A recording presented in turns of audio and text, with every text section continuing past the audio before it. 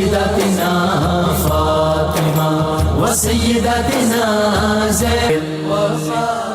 اللہم صلی علی سیدنا و مولانا محمد وعلی آلہ و اصحابہ وبارک وسلم وصلی علیہ. دنیا کے تمام دیکھنے والوں کو، تمام چاہنے والوں کو، تمام پیار کرنے والوں کو، اور جہاں جہاں تک اس وقت میری آواز کو سنا اور مجھے دیکھا جا رہا ہے، جنید اقبال کی جانب سے انتہائی محبت کے ساتھ السلام علیکم. ایک بار پھر ناظرین، آپ کو پر نور صبح میں صبح نور کے ساتھ میں دل کی گہرائیوں سے خوش آمدید کہتا ہوں. اور آئیے بلا توقف چلیں گے حضرت ابو انیس محمد برکت علی علیہ رحمہ کی تالیف اسماء النبی کریم صلی اللہ علیہ وآلہ وسلم سے رسول اللہ صلی اللہ علیہ وآلہ وسلم کا ایک مبارک پڑھنے اور سننے کی سعادت حاصل کرتے ہیں. سیدنا الشارع صلی اللہ علیہ وآلہ وسلم، ہمارے سردار صاحب شریعت، درود و سلام بھیجے اللہ آپ صلی اللہ علیہ وآلہ وسلم پر، آپ صلی اللہ علیہ وآلہ وسلم کے آل پاک پر اور صحابہ کرام رضوان اللہ تعالیٰ علیہم اجمعین پر. حضرت عبداللہ بن عمر رضی اللہ تعالیٰ عنہ سے مروی ہے کہ ایک شخص نے رسول اللہ صلی اللہ علیہ وسلم سے عرض کیا کہ یا رسول اللہ، کون سا عمل سب سے بہتر ہے؟ آپ صلی اللہ علیہ وآلہ وسلم نے فرمایا، اللہ کے بندوں کو کھانا کھلانا اور ہر ایک کو سلام کرنا، خواہ اس سے تمہاری جان پہچان ہے یا نہیں، یہ سب سے افضل عمل ہے. ہمارے ساتھ آپ آج ضرور جڑے رہیے صاحب، کیونکہ آج انشاءاللہ ہستی ہی انتہائی ممتاز ہے کہ آئیے کائنات کے سب سے حسین گلستان کے انتہائی حسین ترین پھول کی خوشبو سے اپنے قلوب کو مہکاتے ہیں، ان کا ذکر پاک اپنے لبوں پر سجاتے ہیں، جو عبادتوں کو اس درجے اپنائیں کہ رہتی دنیا تک زین العابدین بن جائیں، جو سجدوں کو اپنے مبارک وجود کا ایسا حصہ بنائیں کہ سید الساجدین کہلائیں، جو صبر کو اپنے وجود میں ایسے بسائیں کہ امام الصابرین کہلائیں، کہ گلشن فاطمۃ الزہرا سلام اللہ علیہا کے گلے سرسبد ہیں یہ، علم کی اور استقامت کی حد ہیں یہ، مولائے کائنات السیدہ کائنات کے لخت جگر ہیں یہ، بی بی شہر بانوں کے نور نظر ہیں یہ، بی بی زینب کی محبتوں کا ثمر ہیں یہ، مختار کائنات کے جگر کا ٹکڑا ہیں یہ، حسینوں کے حسین کا مکھڑا ہیں یہ، جو نرم دلی اور عفو درگزری میں والکاظمین الغیظ والعافین عن الناس واللہ یحب المحسنین کی عملی تفسیر و تصویر بن کر نرم دلی اور عفو درگزری میں اپنے اجداد کا عکس جمیل ہیں، اور جو ظلم کرتا اس سے صرف درگزر نہ فرماتے تھے بلکہ معاف کر کے اسے عطا بھی فرماتے تھے، احسان بھی فرماتے تھے، جن کا چہرہ نمازوں کے وقت زرد پڑ جاتا تھا، وجود بھی جن کا وضو کرتے وقت کپ کپاتا تھا، جو جانتے تھے کہ رب کے حضور حاضر کیسے ہونا ہے، محبت الہی و خشیت الہی جن کا اوڑھنا بچھونا ہے، بچپن سے ہی جو تسلیم و رضا کی منزل پر کھڑے تھے، مصائب و آلام کی شاہراہ پر جو بلند ہمتی سے بڑھے تھے، چہرہ مبارک پر تقدس و نورانیت کا یہ عالم تھا کہ اچھے اچھوں کا سر آپ کی بارگاہ میں خم تھا، وادی بطحا جن کے مقدس وجود کو اور نقش قدم کو پہچانتی تھی، بیت اللہ، حجر اسود اور حل و حرم کی ایک ایک شے جن کو جانتی تھی، زہد و تقوی و پرہیزگاری جن کی بے مثل و بے مثال تھی، بادس کربلا مشن حسینی کی علم برداری بھی کمال تھی، گھرانہ اہل بیت کے جو انتہائی بہادر اور حوصلہ مند سپوت ہیں، جنوں انس و ملائکہ جن کے صبر و استقامت کے سامنے مبہوت ہیں، عاجزی و انکساری جن کی مبارک طبیعت میں ہے، معاف کر کے احسان کرنا جن کی تربیت میں ہے، جن کا وجود توکل اور معرفت کے خمیر سے گندھا ہوا تھا، مناجات کے ذریعے جن کا تعلق رب سے بندھا ہوا تھا، جن کی ایک ایک سانس تسبیح اور ایک ایک نفس شکر خدا سے معمور تھا، جن کی دعاؤں کا ایک ایک فکرہ سرمایہ نجات اور نصیحت و حکمت کا نور تھا، جن کی تعظیم میں لوگ سروں کو جھکاتے تھے، جو خلق خدا سے بھی تعلق کو خوب نبھاتے تھے، جو سخاوت میں، فیاضی میں، دادرسی میں اس قدر عالی تھے، مدینہ پاک کے سینکڑوں گھروں کے خاموشی سے جو والی تھے، رات کی تاریکی میں بوریے اپنی پیٹھ پر خود اٹھاتے تھے، چن چن کر ضرورت مندوں کے گھروں تک راشن وہ پہنچاتے تھے، خدا سے ہم کلامی جن کو سجدے میں میسر آئی تھی، نوافل کی کثرت سے پوری پوری رات لمحوں میں سمٹ آئی تھی، جو ہر کار خیر میں، ہر کار خیر پر سجدہ شکر کیا کرتے تھے، دو اشخاص کو ملاتے تھے تو جھکا کرتے تھے، کوئی نعمت اگر مل جائے تو سجدے کرتے تھے، آزمائش میں اگر گھر جائیں تو سجدے کرتے تھے۔ جو اجداد کے علم و عمل کے مجمع البحرین ہیں، جو گھرانہ اہل بیت کے ایک فرد کے نور عین ہیں، جو ہمت و استقامت کا عظیم پہاڑ ہیں،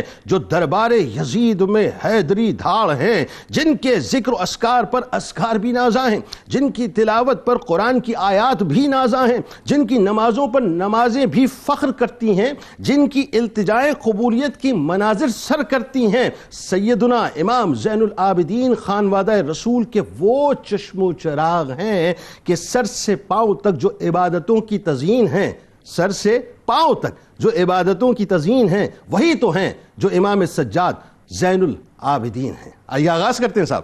ہمارے ساتھ اس وقت 3 شخصیات موجود ہیں، یقیناً کسی بھی تعارف کی محتاج نہیں۔ پہلی شخصیت ممتاز عالم دین جناب مفتی ارشاد حسین سعیدی صاحب تشریف فرمائیں، دوسری شخصیت ممتاز عالم دین جناب مفتی محمد شاہد مدنی صاحب تشریف فرمائیں، اور تیسری شخصیت ممتاز عالم دین جناب ڈاکٹر عمیر محمود صدیقی صاحب جو کہ اسلامی نظریاتی کونسل کے ممبر بھی ہیں، تشریف فرمائیں۔ تینوں احباب کو السلام علیکم، خوش آمدید۔ آخر میں انشاءاللہ ملک کے معروف شناخہ جناب قاری اسد الحق صاحب منقبت کا نذرانہ پیش کریں گے۔ ہمارے ساتھ جڑے رہیے کیونکہ آج انشاءاللہ بڑا پر لطف، عشق سے بھرپور، عقیدت اور ادب سے بھرپور پروگرام ہوگا انشاءاللہ۔ آغاز کرتے ہیں صاحب آپ سے۔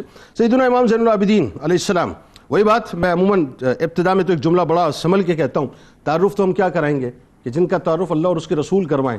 آئیے ذرا آغاز کیجئے، نسبی و خاندانی عظمت ہم کیا بیان کریں گے صاحب، ان کی وجہ سے ہماری عظمتیں بیان کیجئے، اور آپ علیہ السلام کے القابات۔ جی یقیناً آپ نے درست فرمایا، اور یہی ایمان ہے اور یہی حق ہے کہ ایسی ہستیوں کا ذکر خیر کرنا یقیناً خود ہمارے لیے توشہ آخرت ہے، باعث نجات ہے، باعث فلاح ہے، ایمان کی تازگی ہے۔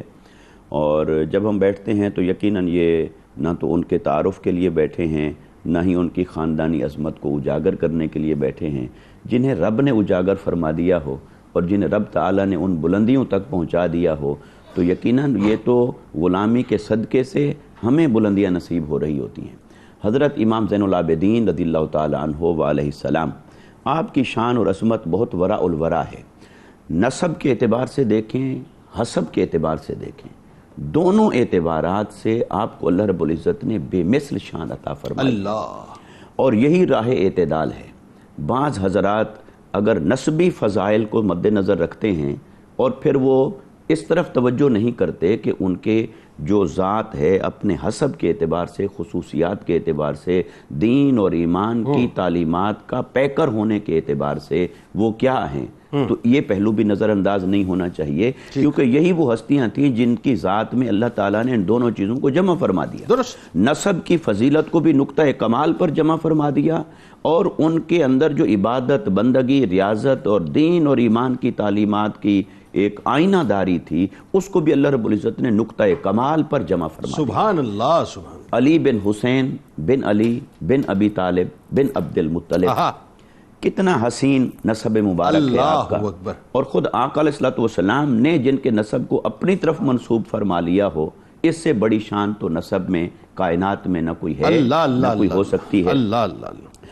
اور امام زین العابدین رضی اللہ تعالیٰ عنہ وعلیہ السلام، آپ کی جو کنیت مبارکہ ہے وہ ایک نہیں ہے، بلکہ آپ کی کنیت ابو عبداللہ بھی ہے، ابو محمد بھی ہے، ابو الحسن بھی ہے، ابو الحسین بھی ہے، کیونکہ آپ کے صاحبزادگان کے یہ نام تھے تو آپ نے انہی کی نسبت سے کنیتیں بھی متعدد رکھیں۔ اسی تاریخ قطع کلام کی معذرت، تاریخ اسلام میں میرا خیال ہے واحد ہستی شاید کم و بیش نظر آتی ہیں مجھے کہ جن کی اتنی کنیتیں، یقیناً کنیتیں بھی بے شمار ہیں اور القابات بھی بے شمار ہیں، فضائل بھی بے شمار ہیں۔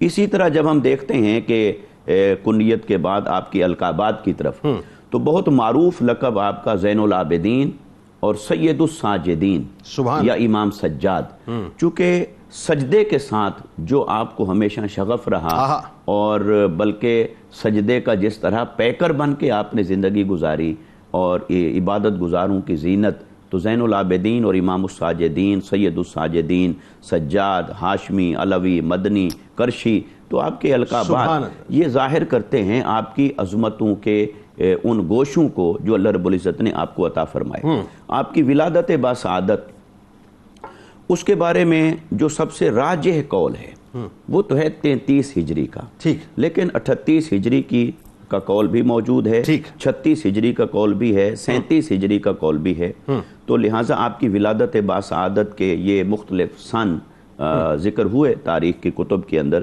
مگر معروف اور راجح قول 33 ہجری کا بنتا ہے۔ اسی طرح آپ کی ولادت باسعادت کا جو مہینہ مبارک ہے اس میں شعبان المعظم کا ذکر آتا ہے، 9 شعبان اور 5 شعبان کا، اور جمادی الثانی کی 15 تاریخ بھی آپ کی ولادت باسعادت کے طور پر مذکور ہوئی ہے، اور دنوں میں جمعہ کا دن اور جمعرات کا دن، یہ دونوں دن آپ کی ولادت باسعادت کے ساتھ مذکور ہوئے، موسوم ہوئے۔ اور پھر بڑی دلچسپ بات یہ کہ میدان کربلا میں جب آپ تشریف فرما تھے تو ایک عوام الناس میں یہ بھی غلط فہمی پائی جاتی ہے کہ شاید اس وقت آپ کی عمر مبارک بلوغ تک نہیں پہنچی تھی، جبکہ حقائق یہ بتاتے ہیں کہ آپ کی عمر مبارک 23 سال 24 سال کم و بیش 25 سال کے قریب تھی، چونکہ ولادت کے سن میں اختلاف ہے تو اس اعتبار سے اس کیلکولیشن کو مد نظر رکھیں گے تو پھر بھی یعنی 20 سے کم نہیں تھی اور 25 کے لگ بھگ یہ عمر مبارک آپ کی تھی۔ اور اسی طرح پھر جب ہم آپ کے نسبی شان اور حسبی شان، دو باتیں اس میں، آقا علیہ الصلوۃ والسلام نے جو فرمایا انی تارکم فیکم الثقلین وفی روایت امرین وفی روایت خلیفتین، میں تمہارے اندر 2 چیزیں چھوڑ کے جا رہا ہوں، اس میں ایک روایت کے مطابق تو قرآن کے ساتھ سنت کی بات آئی، مگر دیگر متعدد روایات اس بات پہ دلالت کرتی ہیں جو صحت کے اعتبار سے بھی اپنے درجے پر ہیں کہ آقا علیہ السلام نے اپنی اطرت، اپنی اہل بیت اور اپنی آل اور اولاد کی بات کی۔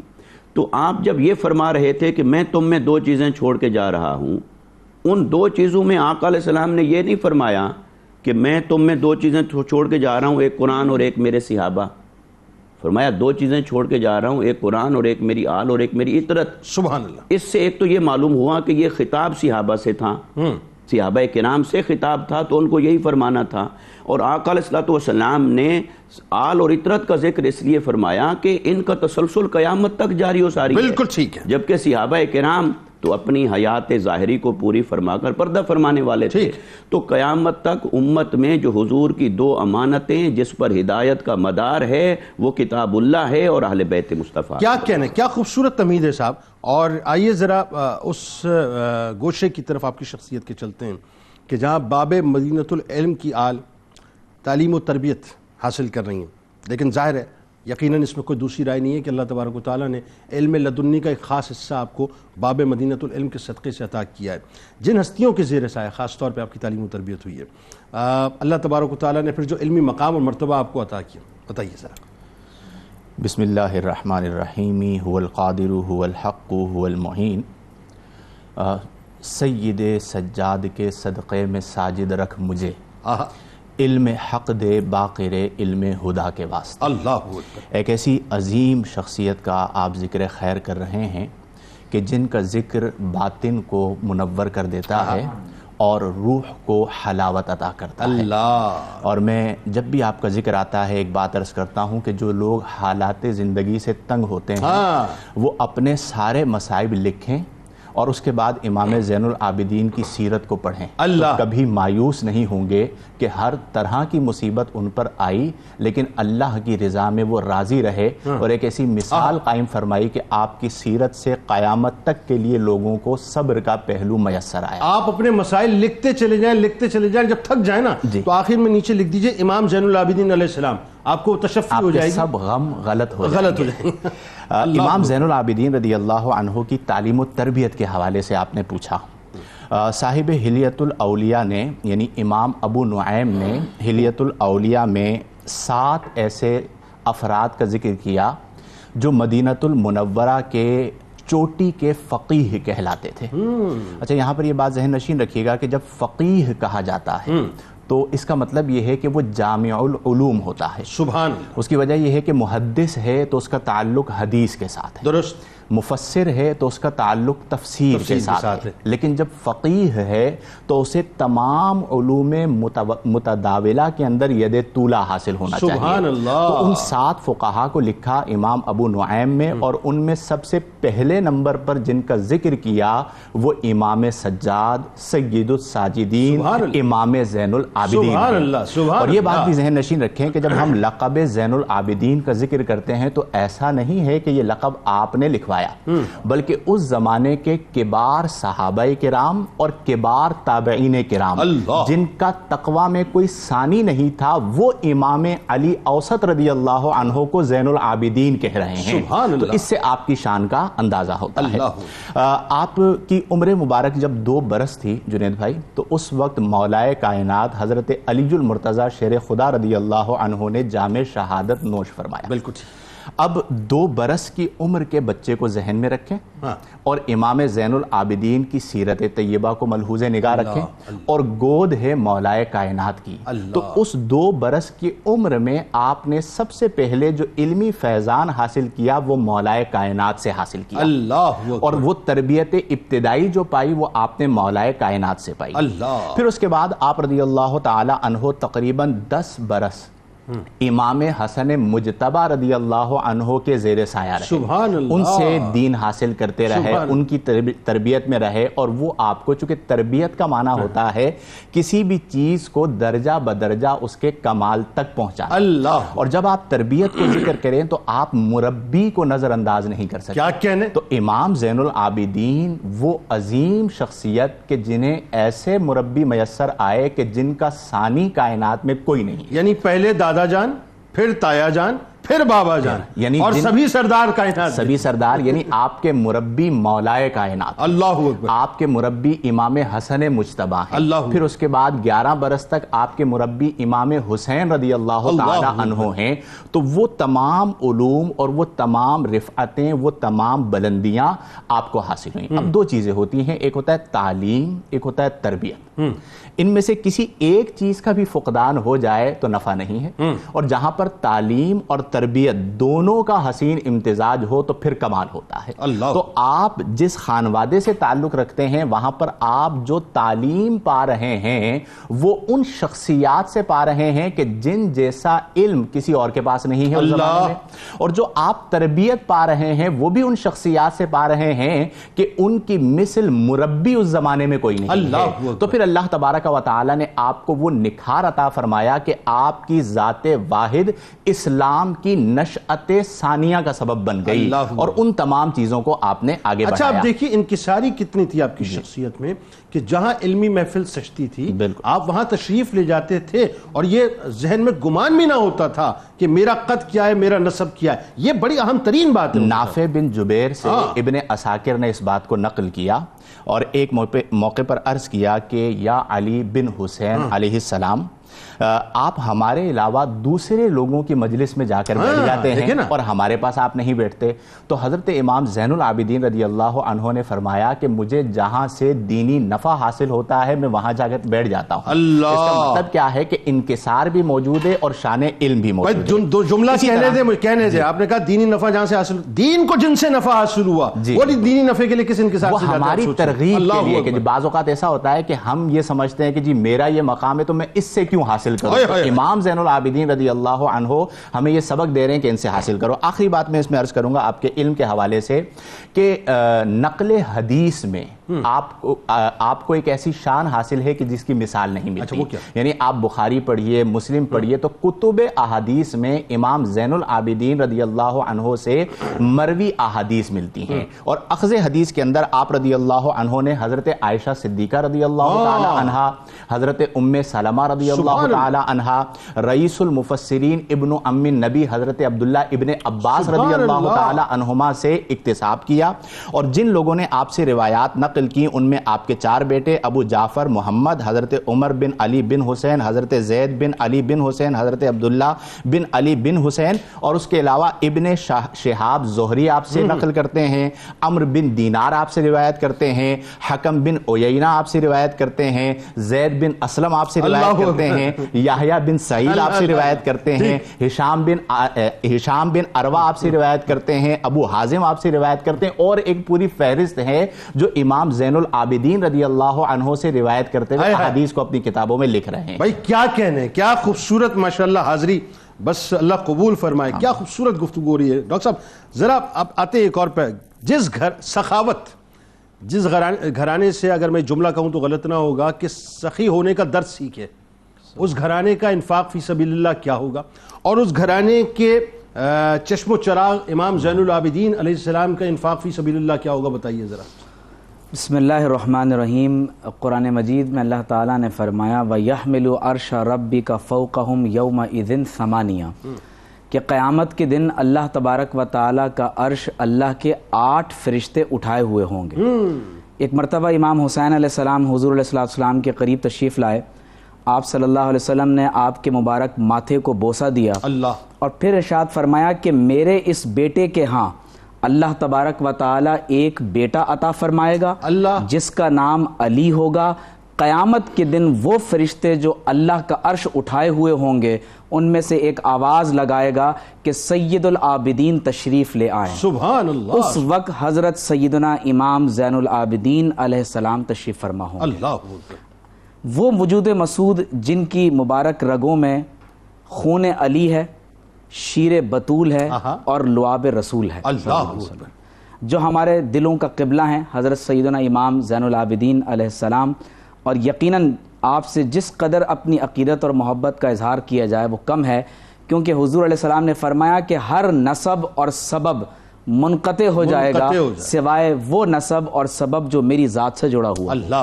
سنان بن انس بھوکا پیاسا جب ایک صحرا میں خیمہ دیکھتا ہے، جیسے ہی خیمے میں داخل ہونے کی کوشش کی، پردہ اٹھایا تو دیکھا کہ امام زین العابدین علیہ السلام تشریف فرما ہے۔ آپ کو دیکھ کر الٹے پاؤں بھاگنے کی کوشش کی، آپ نے اسی وقت ایک خادم دوڑایا، اس کو واپس خیمے میں بلایا، 3 دن تک اپنا مہمان رکھا اور 3000 اشرفیاں عطا فرمائیں۔ یہ ہائٹ بتا رہے ہیں آپ، احسان کی ہائٹ بتا رہے ہیں، 3000 اشرفیاں عطا فرمائیں۔ تو سنان بن انس نے کہا جاتے ہوئے کہ لگتا ہے کہ آپ نے مجھے پہچانا نہیں۔ تو آپ نے فرمایا کہ میں نے تمہیں اسی وقت پہچان لیا تھا جب تم نے میرے خیمے کا پردہ اٹھایا۔ کیا تم وہی شخص نہیں ہو جس نے میرے نوجوان بھائی علی اکبر کے کلیجے پر برچھی ماری تھی؟ فرمایا وہ تمہارا کردار تھا اور یہ ہمارا کردار ہے۔ آپ اندازہ کیجئے کہ ایک شخص نے ہتک آمیز کلمات نعوذ باللہ من ذالک آپ کی شان کے برخلاف کہے، لوگوں نے پکڑ کر اس کو مارنے کا ارادہ کیا، آپ نے لوگوں کو ہٹایا اور فرمایا کہ اس کو چھوڑ دو، پھر پوچھا کہ کوئی ایسا کام تو نہیں کہ تمہاری کوئی ضرورت پوری نہ ہو چکی ہو؟ وہ شرمسار ہو گیا، اپنی قیمتی چادر اس کو عطا فرما دی اور جنید بھائی 5000 دراہم اس شخص کو سخاوت میں عطا فرمائے۔ اسی طرح سے صفوان بن امیہ کے بارے میں کہا جاتا ہے کہ حضور علیہ السلام نے مقام جارانہ میں جب اس کو وادیوں میں پھیلے ہوئے اونٹ اور بکریاں عطا فرمائے تو اس نے کہا کہ حضور اتنا عطا فرماتے ہیں کہ جب کوئی حاصل کر لیتا ہے تو اس کے پاس فقر و فاقہ کی کیفیت جو ہے وہ ختم ہو جاتی ہے۔ تو فرزدق شاعر نے امام زین العابدین علیہ السلام کے بارے میں فرمایا تھا کہ ما قالا لا قط الا فی التشہد ولو للتشہد کانت لاؤہ نام۔ فرزدق نے کہا تھا کہ امام زین العابدین نے صرف تشہد پڑھتے ہوئے نماز میں لا کہا ہے، اس کے علاوہ جب کبھی کسی شخص نے آپ سے کوئی سوال کیا آپ نے نہیں کہا بلکہ عطا فرما دیا۔ کیا اچھی بات، کیا ایک مرتبہ انگور سے افطار، انگور آپ کو بہت پسند ہے، انگور سے افطار کرنے کے لیے جب تشریف فرما ہوئے تو عین آپ کے اس وقت جب آپ افطار کرنے لگے تو کوئی سائل آ گیا، آپ نے وہ انگور اسے عطا فرما دیے۔ دوسرے دن بھی یہی ہوا، آپ نے وہ انگور پھر اس سائل کو عطا فرما دیا۔ اور قرآن کی وہ آیت آپ ذہن میں رکھیں، ابھی تربیت کی بات ہو رہی ہے، یطعمون الطعام علی حبہ مسکینا و یتیما و اسیرا۔ تو وہ اہل بیت کے امام جنہوں نے امام زین العابدین کی تربیت فرمائی تو 3 دن تک یہی معمول رہا، اور جب تیسرا دن آیا اور جب سائل حاضر نہ ہوا تو آپ نے انگور کے ساتھ باقاعدہ طور پر افطار آپ نے مکمل فرمایا. اچھا، آپ بہت مسرت فرمایا کرتے تھے جب آپ سے کوئی مانگنے والا آتا، ایسے کہ جیسے وہ کوئی آپ کو تحفہ پیش کرنے کے لیے آئے. اللہ اکبر.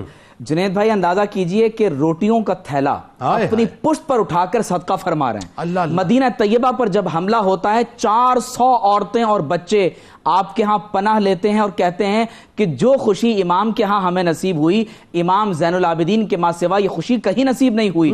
محمد بن اسامہ بن زید کے پاس جب آپ عیادت کے لیے تشریف لے گئے، وہ رو رہے تھے. پوچھا کیا وجہ ہے؟ کہا 17,000 دینار کا قرضہ ہے. آپ نے فرمایا فکر نہ کرو، وہ قرضہ تمہاری طرف سے میں عطا کر دیتا ہوں. اور جب غسل دیا گیا، آپ کے وصال کا وقت قریب آیا، وصال فرما گئے. جب آپ کو غسل دیا گیا اور پشت پر نشان دیکھے گئے تو معلوم یہ ہوا کہ رات کو اناج کی بوریاں اپنی مبارک پشت پر لاد کر آپ علیہ السلام مدینہ منورہ میں لوگوں کے گھروں میں پہنچاتے تھے. 100 گھرانوں کی کفالت حضرت امام زین العابدین علیہ السلام فرماتے رہے. شکر اور بادام کا صدقہ فرماتے. جنید بھائی حضور کی سنت کے مطابق غلام آزاد کرنے کی سنت آپ کو بہت پسند تھی اور آپ کے بارے میں آتا ہے کہ 50,000 غلاموں کو امام زین العابدین علیہ السلام نے اللہ کے رستے میں آپ نے انہیں آزاد فرمایا. 50,000 غلاموں کو آزاد فرمایا. ناظرین کرام، روایت تو یہی کہتی ہے اور ڈاکٹر صاحب نے بھی بالکل صحیح بیان کیا ہے کہ جب آپ نے پردہ فرمایا تو آپ کی پشت مبارک پہ جو نشانات تھے، اندازہ ہوا کہ آپ بوریاں اٹھا کے مدینہ پاک میں تاریک راتوں میں جو ہے گھروں میں پہنچایا کرتے تھے راشن. امام زین العابدین، چوتھے امام، ائمہ اہل بیت کی میں شان بتا رہا ہوں آپ کو. روایت تو یہ کہتی ہے کہ 100 گھرانے جو ہیں وہ آپ کے صدقے سے پلتے تھے. عشق یہ کہتا ہے کہ پوری کائنات آپ ہی کے صدقے سے پلتی ہے. ہمارے ساتھ رہیں، درود پاک سرکار کی بارگاہ میں پیش کرتے ہیں. لوٹ کر آپ کو بتائیں گے کہ جن کے صدقے ہم بخشے جائیں گے، جن کے صدقے ہماری بخشش ہونی ہے، وہ اللہ کی بارگاہ میں کیسے روتے تھے، گریہ ازاری کرتے تھے اور خوف خدا کا کیا عالم تھا. آج تو ہم بڑے دیدہ دلیری سے کہتے ہیں نا صاحب کہ دیکھ لیں گے معاذ اللہ، ان کا عالم کیا تھا ذرا آپ کو بتاتے ہیں. درود پاک. اللهم صل على فاطمة وسيدتنا زينب وسيدنا حسن وسيدنا حسين وعلى آله وصحبه وبارك وسلم اللهم صل سيدتنا زينب وسيدنا حسن وسيدنا حسين وعلى آله وصحبه وبارك وسلم. ایک بار پھر ناظرین میں آپ کو خوش آمدید کہتا ہوں. سید سجاد امام زین العابدین علیہ السلام کی بارگاہ میں ہدیہ عقیدت پیش کر رہے ہیں اور میں آپ کو بتاؤں دل کی کیفیت بہت عجیب ہے صاحب، بہت عجیب ہے. ایک جملہ، ایک انتہائی قیمتی جملہ امام سجاد کا میں آپ کے سامنے رکھتا ہوں اور آج آپ کو سمجھ آ جائے گا صاحب کہ ہم بیسکلی کر کے رہے ہیں. آپ فرماتے ہیں کہ مجھے تعجب ہے اس شخص پر جو بیمار ہونے کے خوف سے غذا ترک کرتا ہے. آج ہم پلانز بناتے ہیں نا کہ ہماری ڈائٹ ایسی ہونی چاہیے، یہ کھانا اور یہ نہیں کھانا. فرماتے ہیں کہ وہ بیسکلی بیمار ہونے کے خوف سے غذا کو ترک کرتا ہے مگر برے انجام کے خوف سے گناہ ترک نہیں کرتا. جبکہ خدا نخواستہ یہ جو گناہ ہمیں کہاں جا کے کھڑا کریں گے ہم تصور بھی نہیں کر سکتے. یہی دیدہ دلیری آج ہمارے اندر پیدا ہو گئی مفتی صاحب کہ ہم گناہوں کو ترک کرنے کو تیار نہیں ہیں. یعنی ہمارے آنسو جو وہ بہنا چاہتے ہی نہیں ہمارے گناہوں کے اوپر. اور وہاں عالم کیا کہ جن کے صدقے بخشش ہونی ہے، ان کی گریہ ازاری، ان کا خوف خدا، ان کی خشیت الہی. بتائیے ذرا، اور بالکل ایسا لگتا ہے جیسے قرآن کی تعلیمات کا عکس زمین ہے آپ کا جو خشیت الہی ہے. بتائیے ذرا. دیکھیے جنید بھائی، قرآن مجید نے دلوں کی بھی اقسام بیان کی اور فرمایا کچھ دل تو وہ ہیں جو پتھر ہیں بلکہ پتھروں سے بھی زیادہ سخت ہیں، اور کوئی وہ ہیں کہ جو اللہ کی یاد میں ایسے روتے ہیں کہ جیسے چشمے بہہ نکلتے ہیں. تو یہ جو قلب کو رقت نصیب ہوتی ہے، خشیت نصیب ہوتی ہے، اللہ رب العزت کی خوف میں اور اس کی محبت میں جو رونا اور کیفیت حاصل کرنا یہ نصیب ہوتا ہے، یہ بھی اللہ رب العزت کی عطا ہے اور بلکہ یہ سب سے بڑی عطا ہے.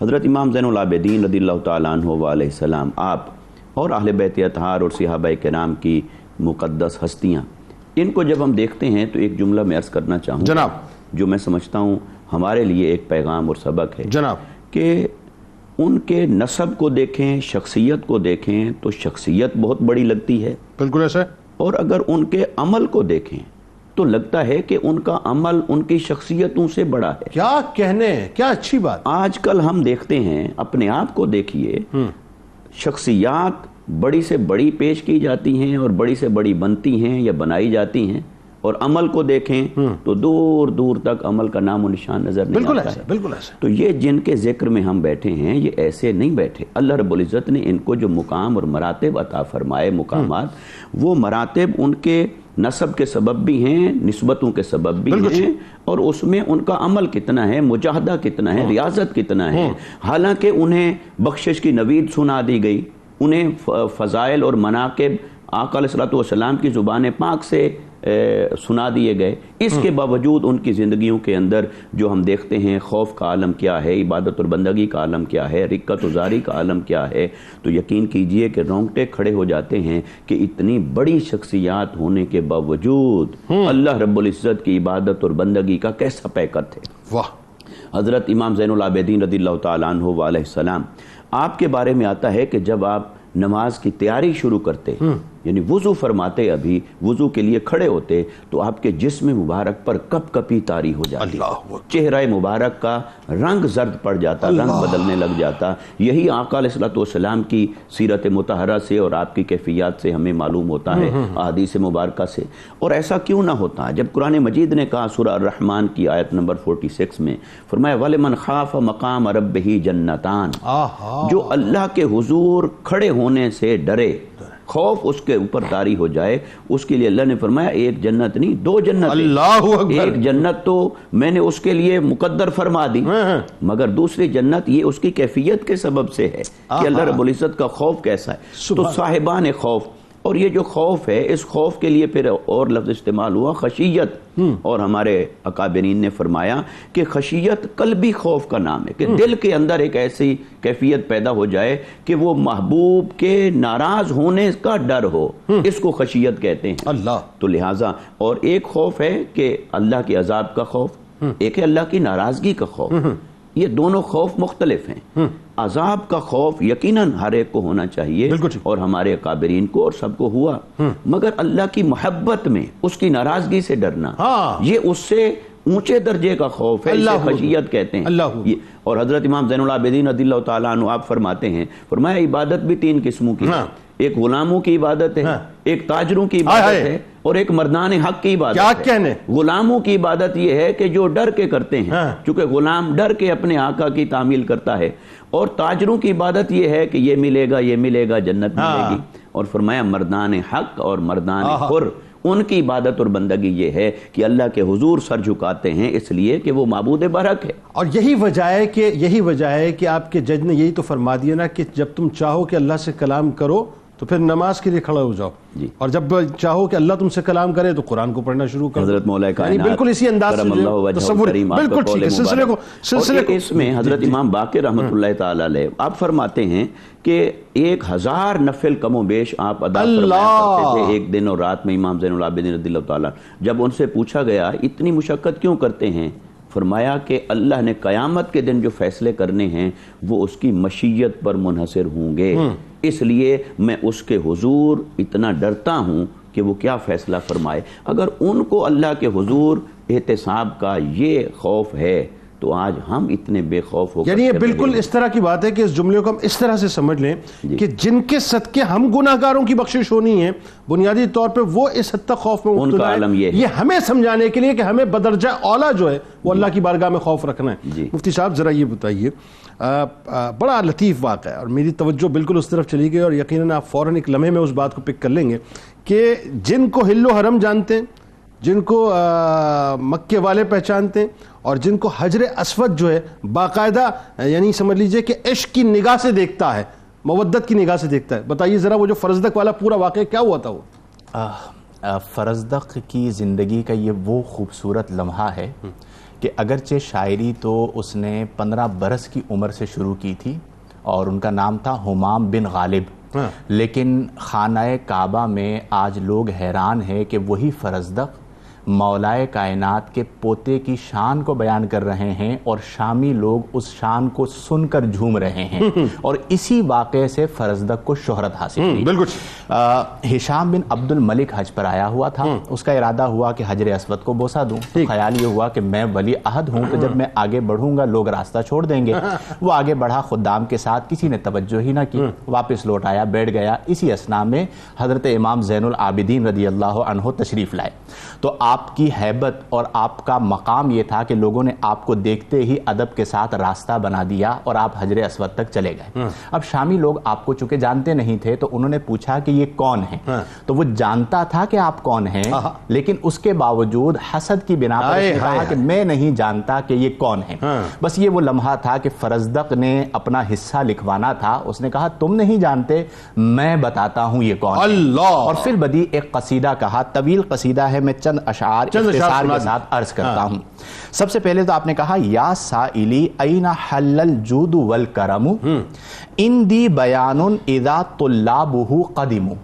اے سوال کرنے والوں کہ یہ کون ہیں, میں تمہیں بتاتا ہوں یہ کون ہیں. یہ وہ ہیں کہ جود و کرم اور یہ شرافت و بزرگی کا مرکز ہیں, ان کی ذات. اور میرے پاس اس کا جواب ہے, تم اگر میرے پاس قدیمو آ جاؤ.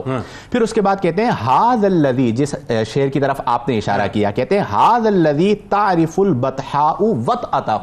آپ کہتے ہیں ان کے بارے میں پوچھتے ہو, یہ تو وہ ہیں کہ وادی بطحا ان کے قدموں کے نشانات کو جانتی ہے. اور پھر فرماتے ہیں والبیت یعرفہ, ان کے بارے میں پوچھتے ہو, بیت اللہ انہیں جانتا ہے. والحل, حل انہیں جانتا ہے. والحرم, اور حرم خداوندی انہیں جانتا ہے. پھر اس کے بعد آپ آگے چل کر ایک شعر جو میں نے منتخب کیا آپ کی خدمت میں عرض کرنے کے لیے, وہ یہ ہے کہ آپ کہتے ہیں ھذا الذی احمد المختار والدہ. تعارف کراتے ہوئے کہتے ہیں کہ یہ وہ ہیں کہ نبی کریم احمد صلی اللہ علیہ وسلم المختار, یہ جو مختار کا عقیدہ ہے یہ آج سے نہیں ہے. فرزدق اپنے شاعر کے اندر نبی کریم کی جو صفت بیان کر رہا ہے وہ مختار بیان کر رہا ہے کہ یہ وہ ہیں جو احمد مختار صلی اللہ علیہ وسلم ہیں. والدہ, ان کے والد ہیں. انہوں نے اپنی طرف منسوب کیا ہے صلی علیہ الہی ما جر القلم, مولا کریم ہمیشہ ان پر درود بھیجتا رہتا ہے. پھر اسی طرح آپ نے فرمایا ھذا ابن سیدۃ النسوان فاطمہ, تم ان کے بارے میں پوچھتے ہو کہ یہ کون ہیں, یہ خواتین کی سردار حضرت سیدہ فاطمہ کے بیٹے ہیں. ان کی طرف نسبت کی.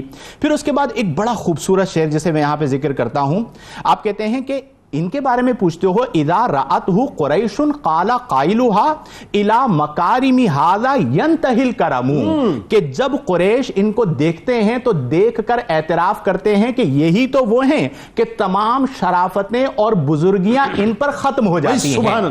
پھر اس کے بعد آپ ایک اور شعر کہتے ہیں, بڑا اہم شعر ہے. آپ کہتے ہیں کہ مقدم بعد ذکر اللہ ذکرہم فی کل فرد و مختوم بہل کلمو, کہ خدا کے نام کے بعد ہر ابتدا اور انتہا میں ان کا ذکر کیا جاتا ہے. یعنی اللہ کے ذکر کے بعد ان کے ذکر کو مقدم کیا گیا.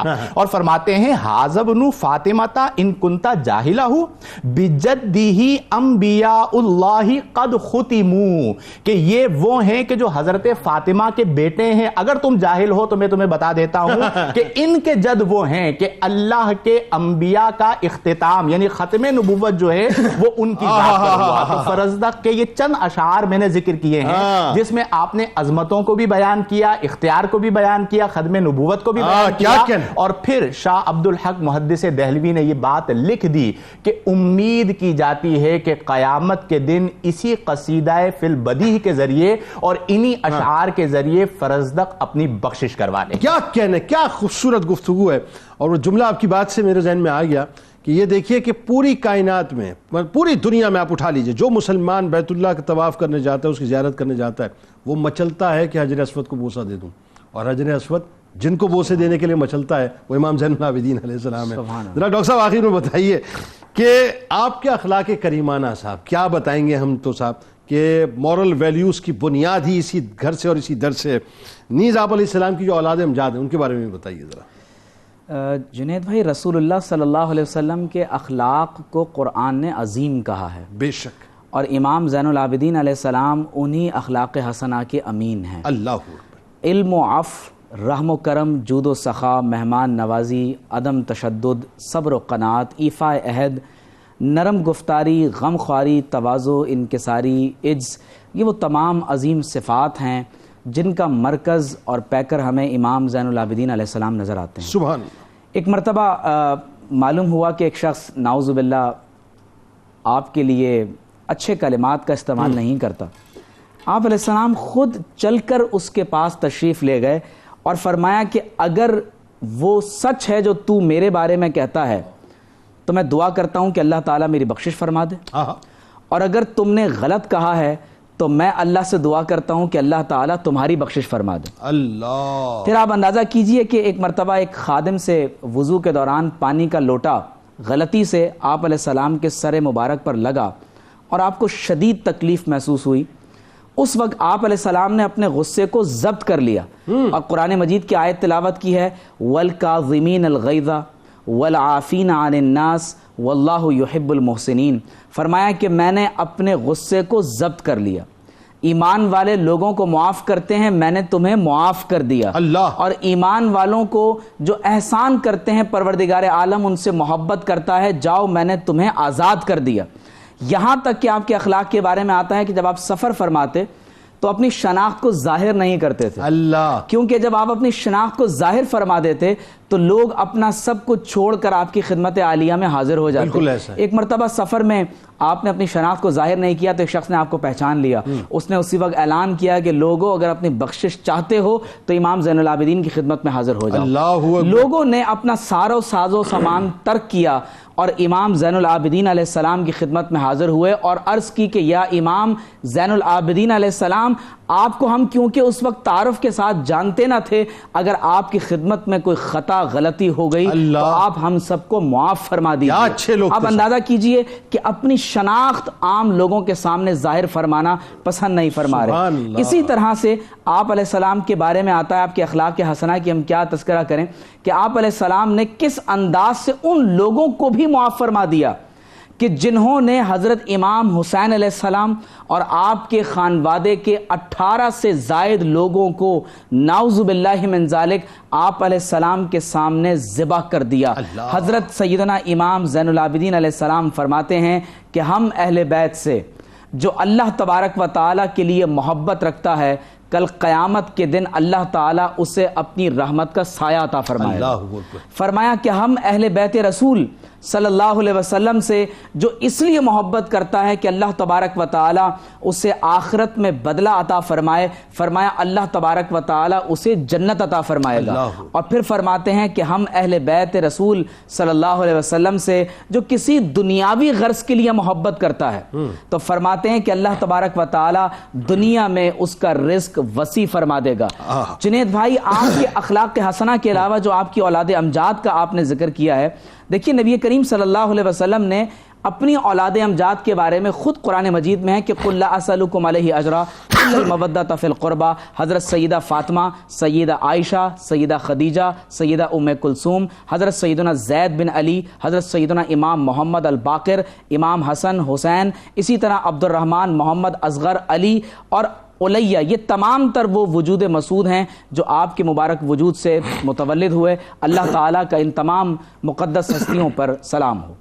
بہت شکریہ آپ تینوں احباب کا، اور مجھے میرا تیقن ہے کہ امام زین العابدین علیہ السلام ہم تمام ذکر کرنے والوں اور سننے والوں پہ بہت کرم فرمائیں گے۔ بہت حسین حاضری ماشاءاللہ آج کی رہی ہے۔ ناظرین کرام، آج آپ جانتے ہیں کہ 10 دسمبر ہے اور آج انٹرنیشنل ہیومن رائٹس ڈے ہے۔ اچھا، میں اس دن کو حقوق انسانی کے نام سے چونکہ منسوب ہے نا، اسے میں منافقت پر مبنی دن کہوں، اسے میں جھوٹ پر مبنی دن کہوں، اسے میں مبالغے پر مبنی دن کہوں، میں اس کو کیا نام دوں ناظرین مجھے سمجھ نہیں آتا، کیونکہ 1948 سے لے کے آج تک ایک کھیل ہے جو مستقل کھیلا جا رہا ہے اور انسانی حقوق کی علمبرداری کے نام پر کھیلا جا رہا ہے، ہر سال کھیلا جاتا ہے سارے۔ مجھے سمجھ نہیں آتا، میں مانتا ہی نہیں صاحب اس اقوام متحدہ کو اور اس طرح کی جتنی قراردادوں کو اور اس طرح کے جتنے بھی ایام منائے جاتے ہیں اس کو، کہ اگر ایام منانے ہیں تو پھر ذہن میں رکھیے کہ آپ کی نگاہ ان کشمیریوں کی طرف بھی ہونی چاہیے، ان ماؤں کی طرف ہونی چاہیے کہ جن کی عصمت دری کی جا رہی ہے۔ اگر دن منانا ہے تو پھر آپ کی نگاہ ان بچیوں کی طرف طرف بھی ہونی چاہیے کہ جن کے سروں سے ان کے والدین کے سائے کو اٹھا لیا جاتا ہے.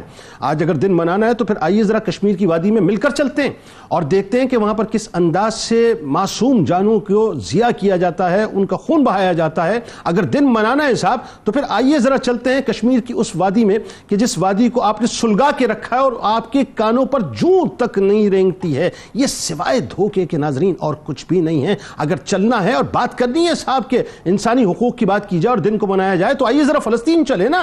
آئیے ذرا مسجد اقصیٰ کے اطراف میں دیکھتے ہیں کہ کس انداز سے بے خری کی جاتی ہے مسلمانوں کی. ہماری ماؤں بہنوں بیٹیوں کے ساتھ کتنی زیادتی کی جاتی ہے. مسلمانوں کا خون کس انداز سے بہایا جاتا ہے. نہیں, آپ اس طرف نہیں جائیں گے کیونکہ یہ دن بنیادی طور پہ آپ نے صرف اور صرف ایک سلوگن, ایک نعرے اور ایک جھوٹ اور مکر و فریب اور جال سازی کے بینر تلے جو ہے منانا, اس کے علاوہ اور کچھ بھی نہیں. دنیا بھر میں اسپیچز ہوگی, لیکچرز ہوں گے, لیکن ہونا کچھ نہیں. ہاں, ہونا کہاں سے صاحب کہ مجھے اس بات پر فخر ہے کہ میں اس نبی کریم صلی اللہ علیہ وآلہ وسلم کا امتی ہوں. میں محمدی ہوں صاحب, میں محمدی ہوں. مجھے اس بات پر فخر ہے میں محمدی ہوں کیونکہ جو محمدی ہے وہ اس بات کو جانتا ہے کہ رسول کریم صلی اللہ علیہ وآلہ وسلم نے بنیادی طور پر بتایا ہے کہ انسانیت کیا ہے, انسانی حقوق کیا ہیں. سرکار مدینہ صلی اللہ علیہ وآلہ وسلم کی ظاہری بعثت سے پہلے انسانی حقوق کا تصور نہ تھا.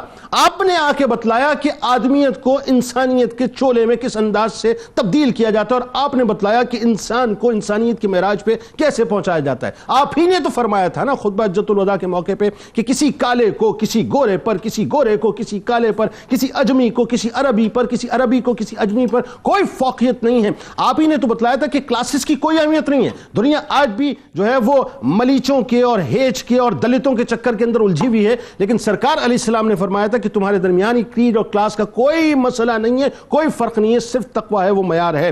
ناظرین کرام, رسول کریم صلی اللہ علیہ وآلہ وسلم کے امتی ہونے پر فخر کریں کہ جنہوں نے رحمت للعالمین کا وہ تصور دیا کہ آج یہ اجڑ دنیا جو مورل ویلیوز کی بات کرتی ہے, یہ ویسٹرن فلسفی جو ہمارے یہاں مورل ویلیوز کے نام پہ آئی ہے, اس میں کیا ہے, مسکرا کے بات کر لو, لین دین کے اندر صحیح ہو جا, بس یہی مورل ویلیوز ہیں. سرکار نے بتایا کہ مورل ویلیوز کیا ہے. ہیومن رائٹس بنیادی طور پر, ارے ہیومن رائٹس تو چھوڑیے صاحب, میرے سرکار نے تو بنیادی طور پر جانوروں تک کے حقوق بتلا دیے ہیں. یہ وہ نبی ہیں کہ جنہوں نے بتایا کہ جنگ کا میدان بھی اگر ہوگا تو دشمن کے ساتھ کبھی زیادتی نہیں کرنا.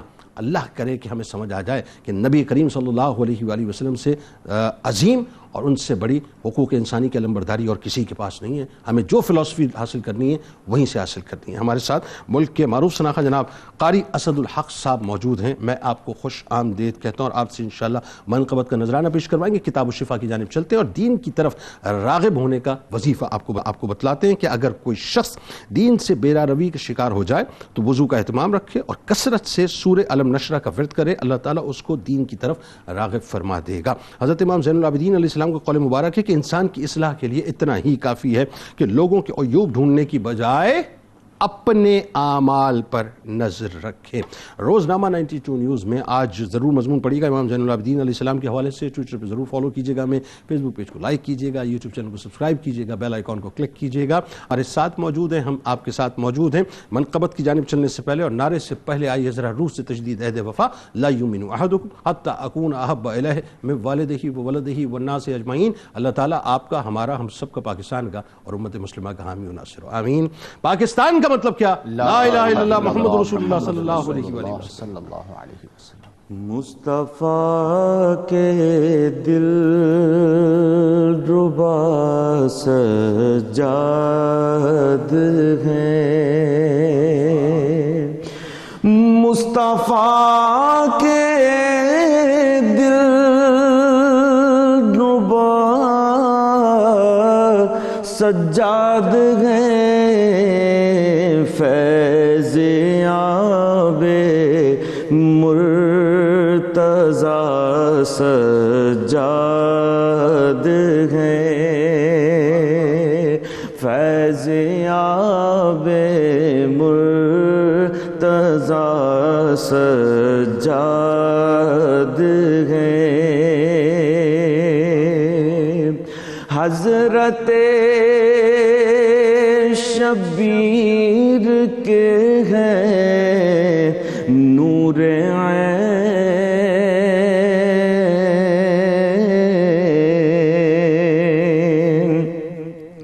حضرت شبیر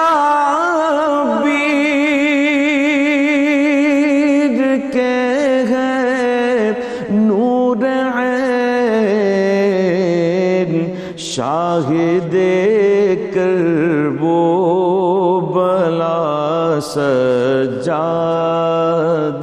ہے، شاہد کرب و بلا سجاد ہے، صبر کا کو ہے صفا ان کو کہوں،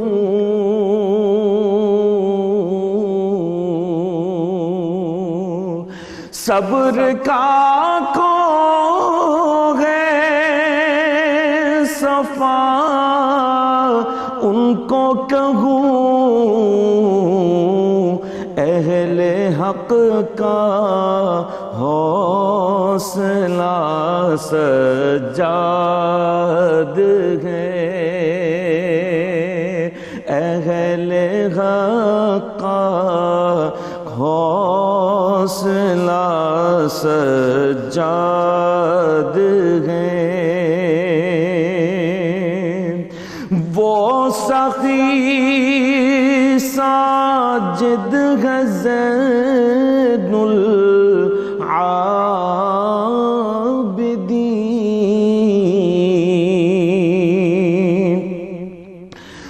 وہ سخی ساجد ہے زین العابدین،